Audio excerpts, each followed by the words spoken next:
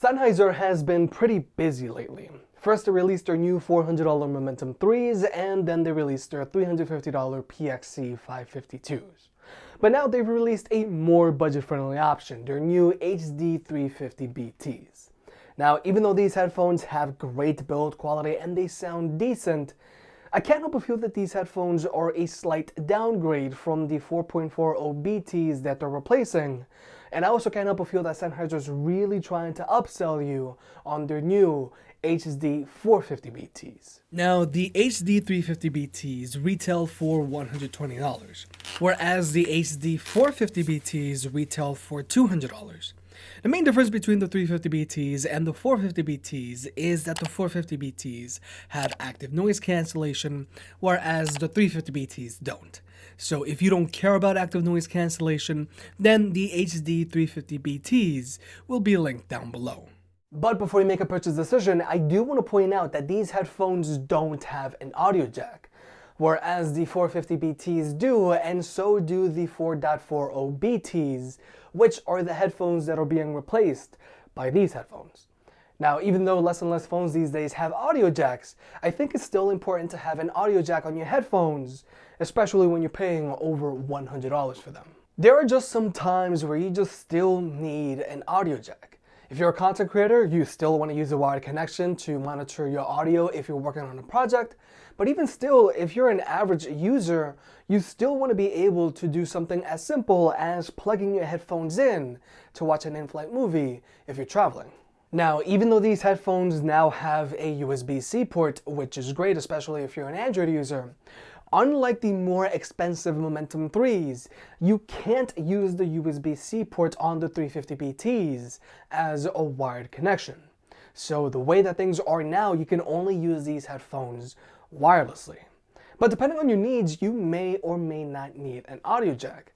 But personally, I would rather have an audio jack just in case. But I also want to point out that for $120, you don't get any kind of carrying pouch with these headphones, which is common for headphones in this price range. But when it comes to the overall build quality of these headphones, that's another story. Just like the 4.40 BTs and the 4.50 BTNCs, the new HD 350 BTs have the same design and great build quality. Even though the 350 BTs are mostly made out of plastic, it's the very sturdy and dense type of plastic that can really take a beating. Then underneath the headband there's some silicone lining, but there isn't much padding. The only complaint build quality wise I have on these headphones is that the leatherette on the ear pads feels very synthetic. But overall, the build quality on Sennheiser's headphones just puts Sony's Watcha 700N to shame. The 350 BTs have essentially zero cracking and squeaking whenever you're handling them, which can't be said for the Sony Watcha 700N. Even though the Watcha 700N have a lot of features and they're decent in their own right, I really want to see better build quality on the soon-to-be-released Sony Watcha 710N. But when it comes to the overall fit of the 350 BTs, it's a little frustrating. These headphones have a firm fit, but I still feel comfortable saying that these headphones are big head approved, cause the clamping force on these headphones doesn't feel like your head is getting squeezed. But the ear pads on these headphones are just so cramped. I like to think that I have average size ears, but the ear pads on these headphones still rest on my earlobes. And also, since these headphones have so much padding, these ear pads really like to heat up pretty quickly if you're moving around with these headphones on. And also, I can't help but feel that the padding on these headphones is a little too stiff. So even though these headphones are big head approved because of their clamping force, I can only recommend these headphones for people who have smaller ears that don't stick out too much. Which is a little frustrating because these super cramped ear pads are just so out of character when compared to the Momentum 3s and especially the PXC 552s.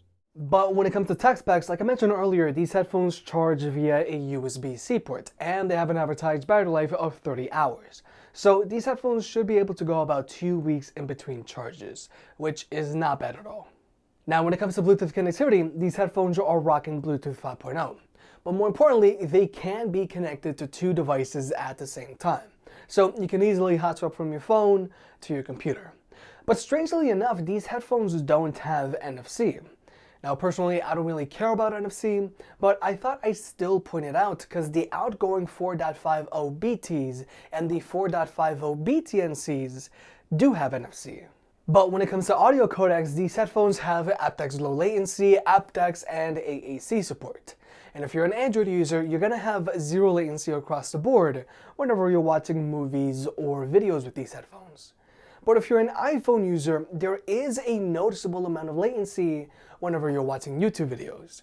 Other apps like Netflix and Disney Plus are fine, but I really hope they fix the latency on these headphones when watching YouTube videos. But when it comes to listening to music with these headphones are for people who mainly prefer a neutral sound signature, or for people who don't like a lot of physical bass on their headphones. These headphones have a good amount of bass, but it's the audible kind. So you're not going to physically feel the bass on these headphones, like with, let's say, the Skullcandy Venues or the Sony Watch 700N. Now, even though these headphones do have an adjustable EQ, which is something the 4.40 BTs and 4.50 BTNCs didn't have, even if you raise the bass all the way up, you're still not going to physically feel anything. And besides, personally, I think these headphones sound best when they're used with Sennheiser's stock EQ.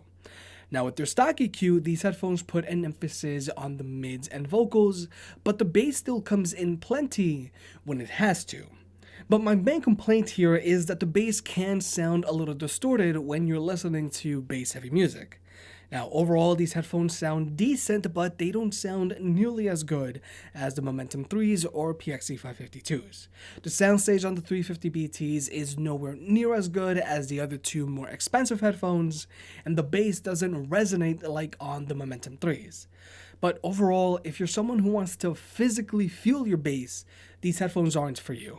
Now, when it comes to the media controls on these headphones, I have no complaints. Just like before, they're located on the right ear cup, and you have a dedicated rocker for your volume control, and then there's also a switch that you can use to skip through your music. But this time around, the 350 BTs now have a dedicated voice assistant button so that you can more quickly talk to Siri or to your Google Assistant.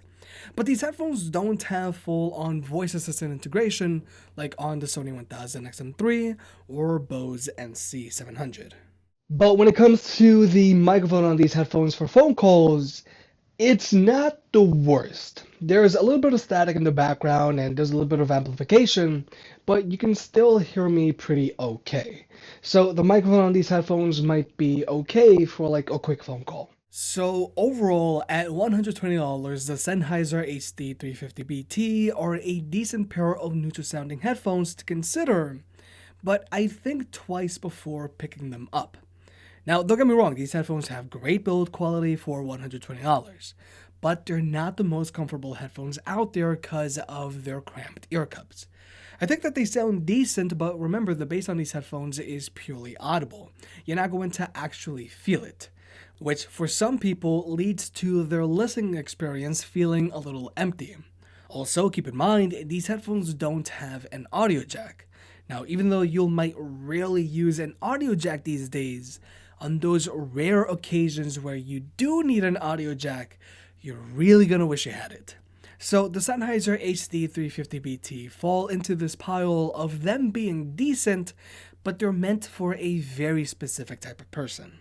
If you made it this far, I guess you enjoyed the video, so hit that like button and get subscribed. It helps out more than you realize. If you want to pick any of the products up mentioned in this video, those will be linked in the description down below, and you can also support the channel by checking out the merch store. But other than that, I'll catch you next time.